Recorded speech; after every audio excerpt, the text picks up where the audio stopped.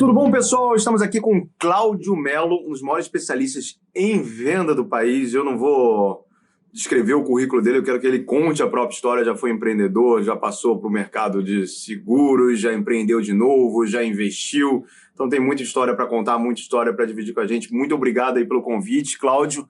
Cláudio aí conheci nos bares da vida, né, cara? Não sei nem se é bom contar, né? Não, acho que faz parte da vida, né? Um grande amigo em comum nosso.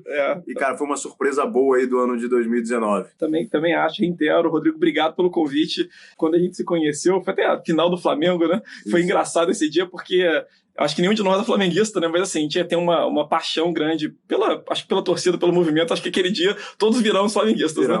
E foi legal, foi um dia legal. E tive um prazer enorme de te conhecer. 3-0 no Liverpool, né? Exatamente. Botou os ingleses na roda. Exatamente. E querendo ou não, acho que todo mundo respeita muito, né? Independente de quem você torce, aquele momento foi um momento muito mágico pro esporte, né? Cara, conta um pouquinho da sua história pra gente. Claro. Na realidade, eu sou mineiro, né? Então, eu tenho hoje 33 anos, já tenho empreendendo desde meus 16 anos. Vim na época pro Rio fazer faculdade, mas o meu primeiro negócio eu fiz em Minas Gerais. Eu nem gosto de contar muito ele, porque como eu tô no Rio, as pessoas não conhecem, mas eu tenho muito orgulho, porque quando eu comecei esse negócio com os meus 16 anos, no sul de Minas ficou muito conhecido, né? Aqui no Rio é conhecido esses sites de noite universitária, Rio Festa, e eu tinha um exatamente igual no sul de Minas, chamava Portal da Night. Então eu entrei em todo, naquela época era meu objetivo, não era ganhar dinheiro, né? Era entrar em todas as noitadas de graça. Então fiz isso a minha juventude, vamos dizer assim, adolescência, e acabei sendo notado pelo negócio, e principalmente, na realidade, eu abri os olhos para uma coisa que até então eu nem sabia direito o que era, que é empreender, né? A gente aprende a empreender muito empiricamente, a gente não tem geralmente treinamento disso. Acho que agora tem algumas escolas de negócio, como o próprio BBI, que está crescendo muito nisso, mas até então, né, com os 16 anos, talvez você tenha experienciado algo parecido, você vai lá na raça, naquilo que você acredita que é certo. Você nem sabe o que está fazendo. Nem sabe o que está fazendo, mas você acha que é legal, né? Você acha que, assim, isso está te ajudando para chegar num caminho, você identifica que você tem felicidade fazendo aquilo, vamos dizer assim, né? Por curiosidade, meu primeiro negócio foi com 17 anos, foi uma agência de modelo, cara. Tá vendo só? Porque eu era aquele nerdzão de faculdade, que a única maneira de eu conseguir desenrolar com mulheres gatas era ter uma agência de modelo. Então, era a forma de me tornar popular. E né? deu certo, imagina. Deu certo. E foi isso. Meu caminho também era esse. Eu quero entrar nos lugares e conhecer pessoas. E o mais engraçado é que eu nem sabia que eu tinha essa habilidade, né, natural de falar com pessoas, mas eu fui elencado, tinha alguns sócios, tinha 5 sócios na época, para cuidar dessa área de B2B lá atrás. Falei, não sabia que porra era essa, que é B2B, né? Cara, você vai fazer patrocínio dentro das festas ou no Portal da Night. E aí lá eu tinha algumas empresas que rolavam ali, a Philips Valeta, a Skin Cariol na época, e eu ia lá, não sabia nem que era CNPJ, ia fazer negócio com as empresas, e as coisas começaram a acontecer, e eu vi bastante interesse nisso. Talvez tenha até me linkado para o meu teste vocacional, né? Eu acho que, inclusive, o teste vocacional tá para se descobrir, porque você faz com 17 anos com o objetivo de saber o que você quer para sua vida, só que quem sabe o que quer da vida com 17 anos, né? Então, beleza, eu acho que dei sorte, eu escolhi lá a parte de humanas e fui fazer SPM na época, então eu fiz propaganda e marketing ali, eu comecei a trabalhar na SPM Júnior, tive a primeira experiência em consultoria e como que a vida é, né? Porque dali eu saí e fui estagiar na Xerox e depois eu entrei como trainee na B2W, mas foi graças a esse contato com a SPM Júnior que eu fui convidado para entrar no Chefs Club antes da empresa nascer, porque ali eu conheci o Guilherme Minsen. O Guilherme Minsen, ele na minha época era meu par lá na consultoria Júnior, fizemos uma amizade muito grande, ele adorava o meu trabalho, eu também gostava muito dele, e o Chefs Club ele nasceu bem, assim, eu acho que foi em 2011 para 2012, eu entrei justamente nesse período, porque quando o Chefs Club estava nascendo, o fundador do Chefs Club, que foi o Fabrício, ele estava com uma ideia, mas morava na Dinamarca. Precisava de pessoas para operarem ali. E aí ele chamou o Guilherme, que me chamou para cuidar da parte de vendas, e chamou outras pessoas para cuidarem na parte de restaurantes e da parte de marketing digital, e assim vai. Então, como é que a vida é? Eu acho que esses encontros da vida, ou como você trabalha relacionamento no seu dia a dia, isso fazer parte do teu sangue, né? Ser a tua vida. Como ela vai condicionando as coisas, como as coisas têm um porquê lá na frente. E, pois bem, fui pro Chefs Club. Chefs Club, acho que não precisa de muita apresentação, a maior parte das pessoas conhecem. O que me dá muito orgulho é pegar uma área que eu entrei para construir, que é a área de vendas de B2B, de empresas para empresas, que na época nunca existiu, nem o Jim Pass, por exemplo, também não era nada ainda, então não tinha nem benchmarking, né? Não tinha nenhuma empresa para me inspirar que fizesse aquilo. Era muito do que eu tinha vivido até então, ainda mais nessas grandes empresas que eu passei, para construir um negócio. E o negócio ele foi de 0% de receita para 20% de receita mês, e quando eu saí, depois de 5 anos, de 20% de receita mês para quase 70% de receita mês. Quer dizer, entreguei um belo de um resultado, vamos dizer assim, fazendo essa constância de B2B, trabalhando funil, trabalhando relacionamento, encontrando novos mercados. Enfim, as coisas, elas são como tem que ser. Então, não dura para sempre. Eu acho que depois de 5, 6 anos, já estava ali um estresse rolando entre os sócios, né? Eu e outras natural. Pessoas, natural. E eu acho que a gente nunca, jamais, isso infelizmente acontece, mas perder a amizade não pode acontecer. A gente tem que saber ter maturidade, aceitar os erros nossos e dos outros. É o momento de a gente identificar que é o momento de virar página, né? E para mim foi em 2017. Então, saí de lá e tive a oportunidade de entrar na Prudential. E eu escolhi, na realidade, muito a Prudential, apesar de ser uma empresa muito concorrida, e eu tive o prazer ali de passar, quando eu passei na Prudential, era uma pessoa para cada 100 pessoas que entravam lá, uma passava. Então, foi uma coisa muito concorrida, e eu acreditei que era importante para mim, porque como eu sempre foquei em processo de venda ativa, em outbound, cara, para mim eu já tinha sido impactado pela Prudential antes, eu não sei se alguém já foi, mas sempre foi uma escola de vendas gigantesca, e para mim foi a oportunidade de eu poder aprender um pouco daquilo e viver um novo mercado. Mudou um pouco, né? Você estava no B2B muito forte. Foi para B2C total. Passar para o B2C total. E é outra escola, né? A mesma coisa que eu falo quando...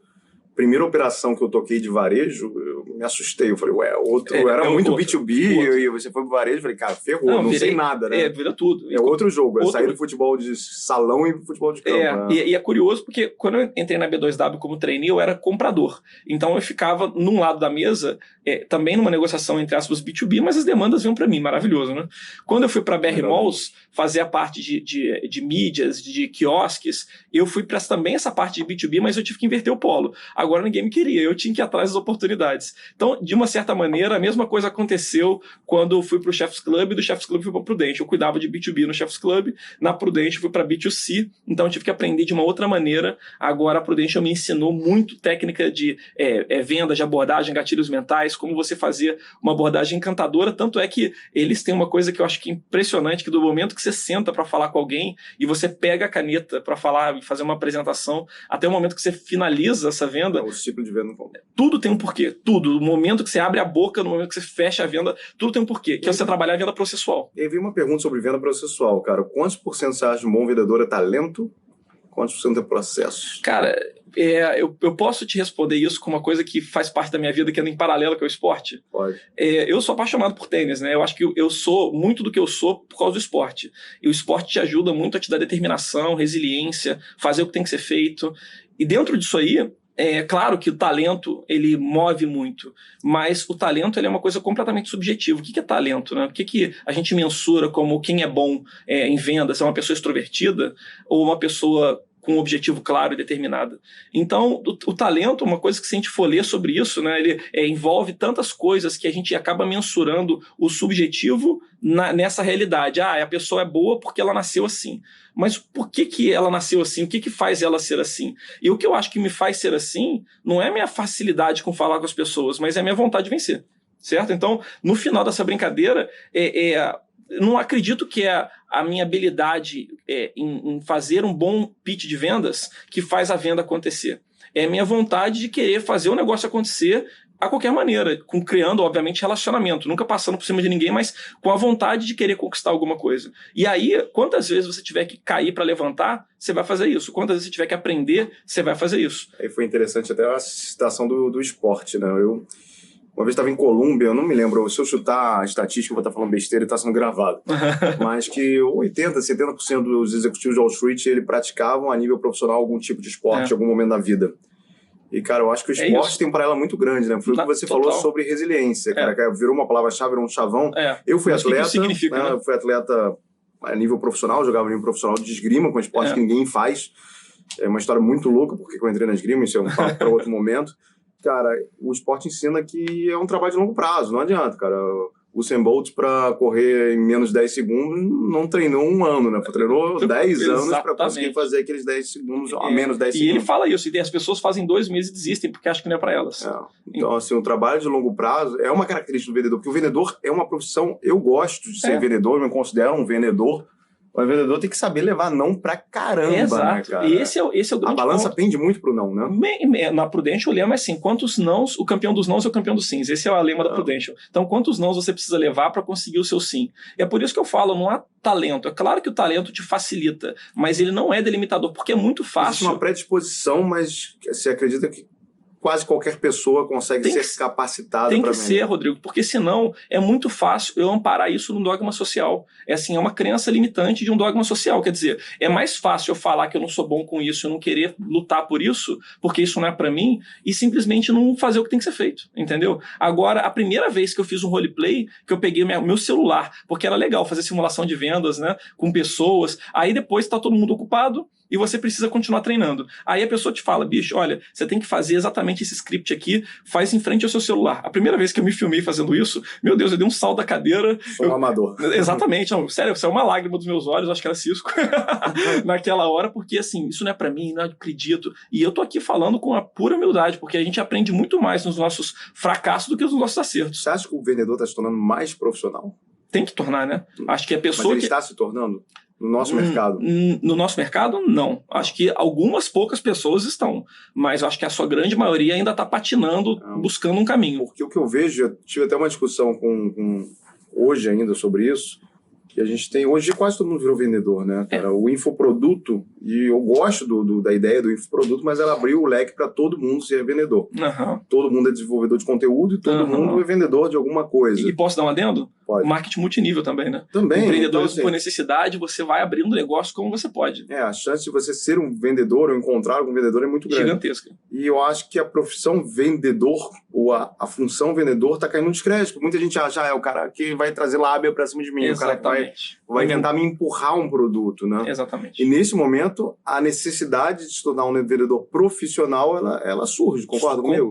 Totalmente. É isso que tem que acontecer. Eu acho que o Brasil está caminhando para, mas ainda está longe de chegar perto, entendeu? Eu vejo que tem algumas pessoas que fazem isso muito bem, de forma genuína e natural, buscam relacionamento, que para mim esse é o vendedor profissional, a pessoa que sabe controlar a atividade comercial para conseguir a sua venda no final, né? Que é a brincadeira do quantos não você precisa levar para quantos sim você consegue. Tem um controle emocional muito grande e sabe trabalhar muito bem em relacionamento. Então, aquela analogia de empurrar acaba, né? Porque sabe trabalhar isso muito bem, fora que ela desenvolve autoridade com marketing digital e outros canais, dando palestras, eventos de networking, então ela vai construindo uma autoridade.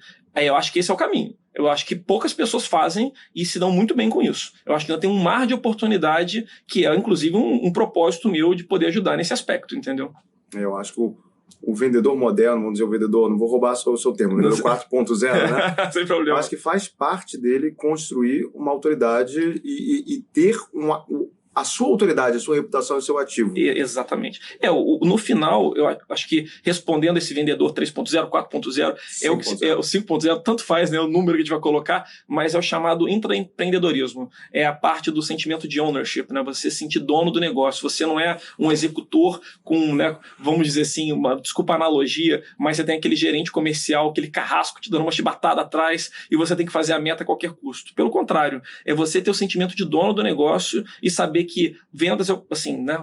Desculpa se eu estiver falando alguma bobagem, mas o que eu acredito é o coração da empresa. Se não tiver venda, não tem negócio. E que para a gente possa ter o ciclo virtuoso e expandir, a gente precisa desse resultado. E a pessoa tem que ser criativa, tem que querer, tem que pegar para ela. E o chefe lá, que não tem que ser chefe, tem que ser um líder, ele tem que estar lá para apoiar o trabalho, e não para mandar fazer. Essa é a grande diferença que você, então, começa a entender como que você constrói isso, e aí tudo que você falou agora de saber trabalhar autoridade, saber trabalhar ali, desenvolver relacionamento, é o caminho para tal. Qual foi a principal diferença que você sentiu, que você saiu de um mundo de contas grandes, B2B, né, para um mundo de contas importantes, significativas, B2C, tá? São jogos completamente diferentes. Qual foi a grande dificuldade? Qual foi as competências que você teve que desenvolver, além dos frameworks aplicados, tá? O que você sentiu com essa mudança, cara? Bom, eu vou pegar uma frase de um amigo meu do Vendedor 3.0, que é o Daniel Santos, que ele fala o seguinte: pessoas movem empresas, emoções movem pessoas. E então, o que eu mais aprendi é que, por mais que a gente trabalhe o B2B, são pessoas. Então, por mais que a gente tenha uma diversidade de tomadores de decisão, a gente precisa desenvolver, então, dentro dessas empresas, clientes embaixadores, né? Se você ler Receita Previsível, por exemplo, entre vários outros que a gente pode mensurar aqui, mas falar sobre, né? Mas o Receita Previsível, Aaron Ross, ele comenta sobre isso, você desenvolver clientes promotores, né? Pessoas que endossam o seu negócio para facilitar a jornada de compra interna se você tiver muitos tomadores de decisão dentro de uma empresa. Então, tá aí um belo caminho. Se emoções movem as pessoas e o B2C me ajudou muito a lidar com pessoas para desenvolver essa parte de relacionamento humano, como é que isso pode ser aplicado no B2B? É como que eu desenvolvo relacionamento para essas pessoas, desenvolvo clientes embaixadores, desenvolvo pessoas, clientes promotores, né? Clientes, não quero dizer o cliente pago, tá? É uma pessoa potencial que eu tive um primeiro contato, que não necessariamente vai ser a pessoa que vai dizer o sim para aquele meu negócio, mas ela pode sim endossar positivamente o meu negócio para o tomador de decisão, para a tomadora de decisão. Você puxa até uma melhor prática de um mercado que é perigoso até falar no Brasil, porque é muito mal visto, né? Que é do multinível, né? Que é uma coisa que deu muito certo nos Estados Unidos. Exatamente. E no mercado brasileiro ficou muito, desculpa o termo, mas ficou muito prostituído, né? Muito prostituído. Uma credibilidade zero, em função de experiências péssimas que nós tivemos. Né? E isso também denigre o papel do vendedor ou da vendedora, né? Mas que possui na sua origem o embaixador da marca ser o consumidor da marca também, exatamente, né? Tem no seu cerne. Exatamente. Cara, formação de equipes de vendedores, cara, como é que você vê aonde recrutar, como recrutar, como é que você vê isso hoje em dia, cara? Hoje, Rodrigo, eu vejo, assim, as pessoas normalmente me perguntam sobre isso e eu volto a um ponto que eu falei agora há pouco, que o mais desafiador, e aí é legal falar isso, né? Não colocar difícil, porque se a gente coloca difícil, a gente está rotulando a dificuldade. O maior desafiador, o ponto de maior desafio quando a gente vai buscar uma pessoa de qualidade em vendas, é uma pessoa que tem, então, esse sentimento de ownership, esse sentimento de intraempreendedorismo, de querer crescer, porque é ela quem, quando está em frente ao cliente, é a cara da empresa, não é verdade? Então, por mais que a gente crie estratégias de marketing, por mais que a gente desenvolva toda uma campanha para gerar valor da nossa marca para o nosso cliente, tudo pode ser colocado à prova, vamos dizer assim, tudo é colocado à prova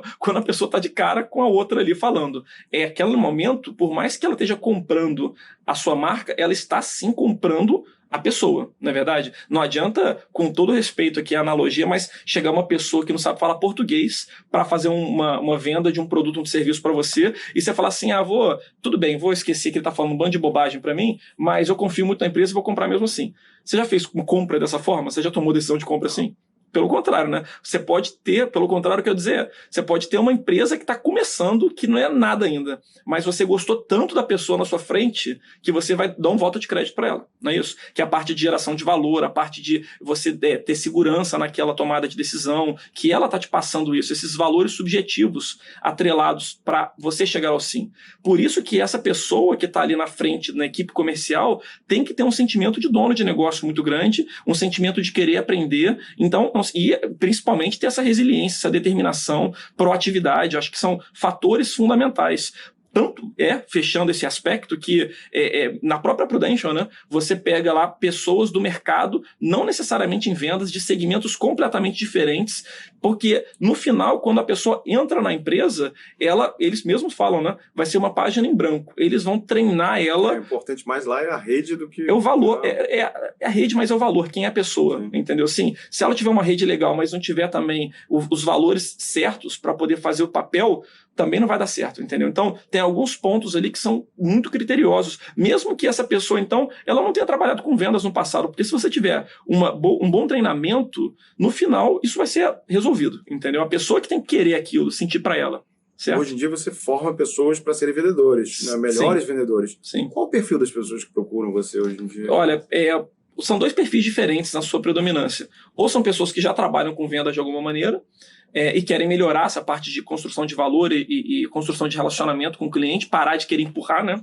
e saber controlar a atividade comercial, ou são pessoas de pequeno e médio porte que estão começando um negócio. Então são empresários, empresárias, que é aquela velha história, a gente começa uma empresa, e a gente começa normalmente uma empresa pelo que a gente ama fazer, né? Então, eu vou dizer uma analogia da BR Malls quando eu trabalhava lá. A pessoa, ela trabalhou no mercado a vida inteira, mas ela sempre adorou cozinhar. Aí a pessoa se aposentou e manda uma mensagem assim, vou abrir um restaurante, porque eu adoro cozinhar, esse é o meu caminho. Só que quando a pessoa ela toma uma decisão dessa, ela coloca o chapéu de, né, empresário, o chapéu de empresária, ela entende que ela tem que fazer muito mais do que só isso, né? Ela tem que saber controlar fluxo de caixa, ela tem que saber vender, ela tem que saber lidar com pessoas.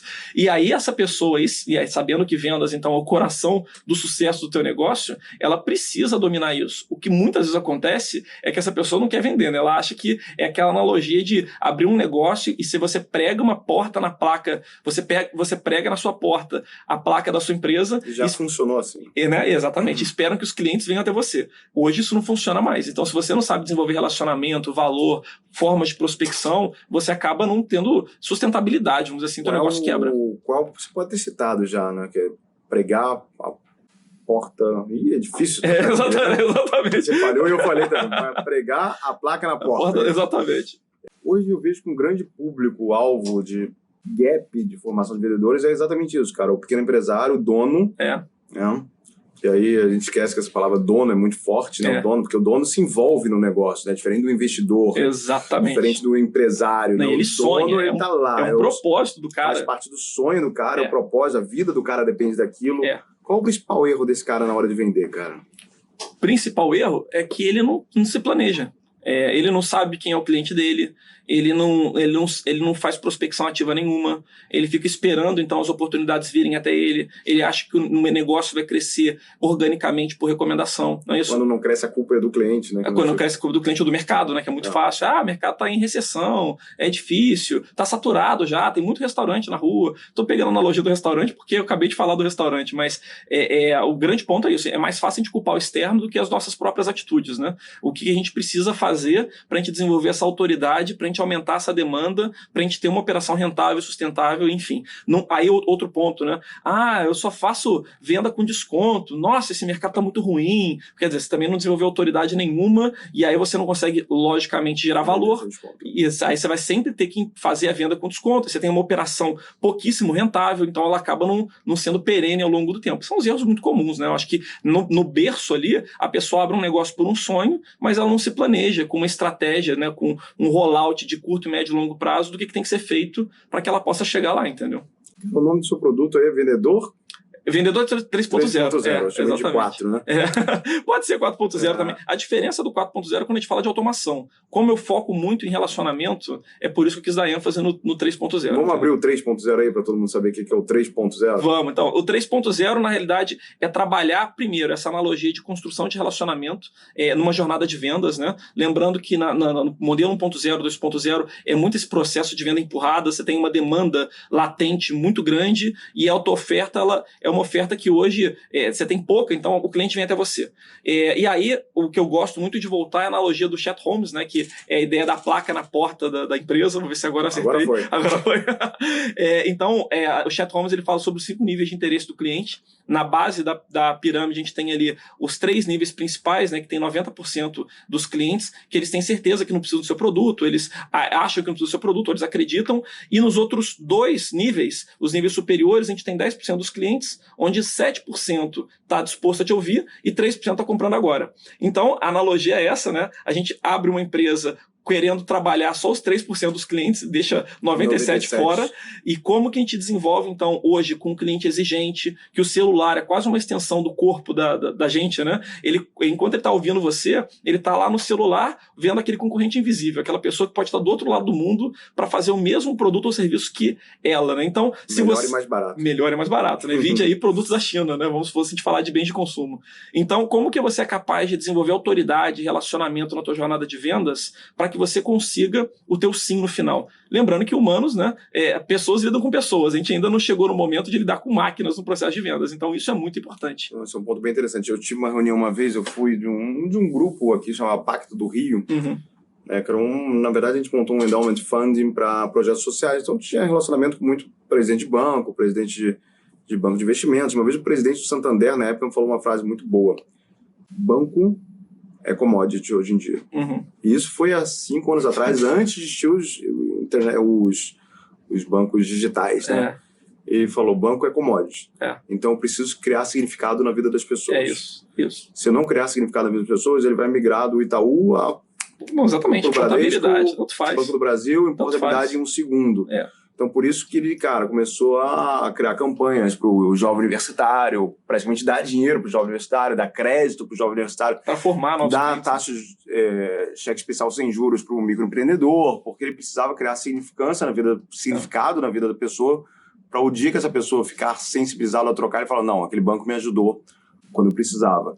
E eu vejo, que com o avanço dos canais de venda, e aí eu não gosto de falar de globalização, mas você compra hoje um produto aqui, você pode comprar na China se você puder esperar um pouco mais. Tanto que o slogan da Wish é, se você pode esperar, compre com a gente. Exatamente. E daqui a pouco você não vai precisar esperar tanto, né? Exatamente. E, as empresas precisam criar significância, e criar significado dentro da jornada de vida das pessoas. É isso. E mais ainda, o vendedor, ele está hoje em dia numa empresa, mas amanhã ele vai estar em outra empresa. E o vendedor também precisa criar elos verdadeiros e significado na vida das pessoas. Exatamente. E é por isso que eu vejo que, profissionais empreendedores que destacam muito hoje em dia são profissionais que criam significado na vida das pessoas, que entregam conteúdo, que entregam... Que estão ali para ajudar. Porque, bater na porta, todo mundo tá... Tem milhões de pessoas fazendo isso. Eu falo que a gente... Fala, o vendedor de enciclopédia, você que tem a mesma idade que eu, é um pouquinho mais novo, peguei a minha idade, você vai lembrar do vendedor de enciclopédia Barça, Delta Laúde, e a gente conta isso e o pessoal fala, porra, bizarro, tinha um vendedor de enciclopédia batendo na sua porta, mas tem um vendedor de enciclopédia moderno batendo na tela do meu celular toda hora também, tentando me empurrar produtos e serviços. Tem também. E eu dou preferência hoje em dia a produtos que em algum momento, ou vendedores que em algum momento criaram significado na minha vida. Exatamente. E isso é o significado para mim do 3.0 no final, trabalhar esse relacionamento. Tá? Então, é claro que isso não significa que, então automação não é importante, Cláudio, que é a parte de trabalhar uma automação em marketing digital, alguma coisa do tipo. Claro que isso é importante. Agora, a ênfase que eu quero dar sempre é a parte do relacionamento humano, porque quando a gente trabalha isso ligado a empreendedorismo, ligado a você querer fazer a diferença na vida das pessoas... Aonde entra o vendedor num ciclo altamente automatizado? A tendência é que todos os ciclos ficam altamente automatizados. Eu acredito que em algum... Ele passa a controlar toda a jornada de experiência do produto com o cliente, inclusive no pós-venda, você vê isso se direcionando? Depende. Assim, tem modelos chamados lá do próprio, de novo, do Aaron Ross, do Cold Call 2.0, que a pessoa, ela efetivamente se envolve no momento de fazer a construção do fechamento da venda, que é o chamado closer, né? Enquanto você tem pessoas chamadas ali com cargo chamado de SDR, de representante de desenvolvimento de vendas, traduzir o inglês para o português aqui, que elas são responsáveis por fazer uma prospecção inicial ativa, né, um outbound, e depois uma qualificação para entregar mastigado para essa pessoa que vai fazer o fechamento. Então, o contato efetivo, claro que esse SDR também pode ter o contato pelo telefone, às vezes até por uma videoconferência, mas esse contato mais efetivo, ele é para uma outra equipe chamada de closer, né?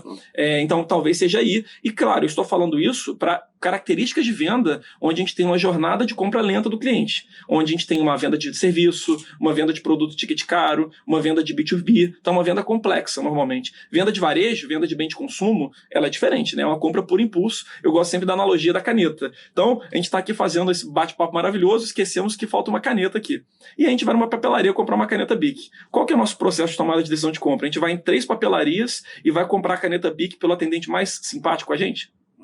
Não, né? A gente vai comprar a caneta do lado. É óbvio, né? Agora, se a gente for comprar uma Montblanc, vai fazer a mesma coisa? Vai comprar, né, a primeira que apareceu na nossa frente? Então, a jornada de construção de valor é completamente diferente quando a gente envolve o produto de ticket caro, serviço ou B2B. Quando a gente fala de venda de varejo, de bem de consumo, é isso, assim, o preço ele fala muito alto. A não ser que a caneta BIC esteja gritando lá, custando R$60. Uma pergunta, vamos praticar a futurologia, tá? Vamos Você embora. acha que o bem de luxo, o bem de altíssimo valor agregado, não vai chegar a um ponto de automatizar o processo de venda? Olha, dependendo do teu nível de futurologia, eu acho que isso aí é uma coisa ainda muito muitíssimo remota, na minha opinião. Eu acho que a gente, o ser humano, ainda precisa de credibilidade para fazer um processo de compra. A gente ainda precisa sentir segurança quando a gente vai comprar alguma coisa. E aí, 95% das nossas decisões, elas passam pelo aspecto límbico, né? Pela parte emocional do nosso cérebro. E a gente justifica no neocórtex lá a razão da compra. Sim. Então, me pergunto, né, se em algum momento vai ter uma inteligência artificial que vai conseguir suprir isso e o nosso cliente, né, o ser humano do outro lado, vai ficar satisfeito com isso, entendeu? Acho difícil. Enfim, é uma futurologia muito grande. Mas não é um questionamento válido porque a geração 100% digital, ela já está chegando na fase adulta. Então, o pensamento dessa geração é uma geração diferente. Eu acho que vai chegar um ponto que você vai ter um processo totalmente automatizado. Pode ser. De bens de alto valor agregado, tá? Pode ser. É o chamado de SaaS, né? Vender uma venda remota. Mal bem. Não é SaaS necessariamente, mas é uma venda remota. Fazendo isso. Por exemplo, ontem eu precisava de uma conta nos Estados Unidos. Cara, fui abrir uma conta nos Estados Unidos. Eu abri pelo celular, conversando com o bot o tempo todo, mandando meus documentos pro bot. Se eu falasse para minha mãe que eu estou abrindo uma conta com um robô, ela jamais aceitaria disso, porque ela manda bombom pro gerente do banco. Exatamente. Então, eu acho que é um questionamento que a gente deve deixar válido, aqui, é super válido. Qual o papel do vendedor no mundo 100% automatizado do processo de venda? Talvez seja parte de construção de atividade comercial. Sim. Aí você já começa a parte de estratégia comercial. Se vendas ela é sempre fundamental para a empresa continuar crescendo, aí a gente volta na estratégia comercial do funil para que a gente possa garantir a venda, mesmo que diretamente eu não esteja envolvido no processo da venda, entendeu? Pode ser um caminho. É a mesma coisa que a gente estava discutindo outro dia sobre a RPA, né? A RPA está subindo um monte de função administrativa financeira. E esses caras estão fazendo o quê? Esses caras estão ajudando a programar o RPA. Exato. Ou o contador, né? Sim. Tem um caminho, né? Enfim, é uma teoria válida, é uma teoria bem válida, entendeu? É uma teoria de futurologia para questionar e deixar... Mais ainda para pensar como que é importante a gente poder sempre continuar mudando, né? A pessoa que não está disposta a querer crescer e aprender, ela provavelmente vai ficar para trás em algum momento e, infelizmente, bem rápido. Bem rápido. Legal. Cláudio, obrigado aí pelo papo, cara. Queria deixar o canal aberto aí, se quiser deixar suas redes sociais, Vendedor 3.0. Fala aí, pessoal. Bom, pessoal, também agradeço primeiro, tá, Rodrigo? Acho que foi um bate-papo excelente. Me coloco aí sempre à disposição para qualquer novo bate-papo, que é sempre gente inteligente trocando aqui, né? E você, cara, é um exemplo para mim, então vai ser sempre muito bom. Então, obrigado mais uma vez. O Vendedor 3.0 está disponível no Facebook, no Instagram, então Vendedor 3.0 no Instagram ou Vendedor 3.0 no Facebook. Vendedor 3.0 também no YouTube. O site é vendedor30.com.br. Outro ponto legal é que o Vendedor 3.0 é uma tríade, né? Então, eu junto com o Daniel Santos, que ele é especialista em inteligência emocional, e o Ricardo Marcilli, que é especialista em marketing digital. Então, também esse trocadilho, porque se eu sou especialista em vendas, eu sei como a jornada de vendas é complexa e tem essa parte emocional, tá com o Daniel e tá com o Ricardo, que é bom pra caramba em digital, me ajudam bastante. Legal. Show de bola, cara. Muito bom. Obrigado. Beleza? Por aceitar o meu convite. Imagina. Obrigado pela presença. Obrigado por trocar esse conhecimento, pessoal. Estamos juntos. Até a próxima. Até a próxima. Valeu.